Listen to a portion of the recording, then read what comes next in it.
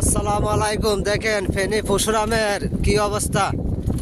ভারতের ডলে একবারে বন্যা বন্যা করে দিছে, পুরা এলাকা ডুবাই লাইছে। দেখেন কি অবস্থা তাদের খুব চলাফেরা খুব কষ্ট হইতেছে তাদের। দেখেন পানি আর পানি, কি অবস্থা হয়েছে। চতুর্দিকে বাড়ি ঘরে যা আছে একদম পানি আর পানি।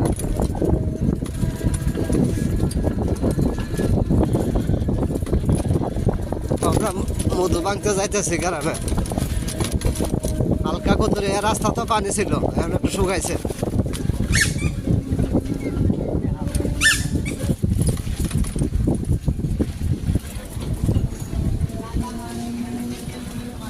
দেখেন কি অবস্থা পানি। আরে মানুষের কত কষ্ট।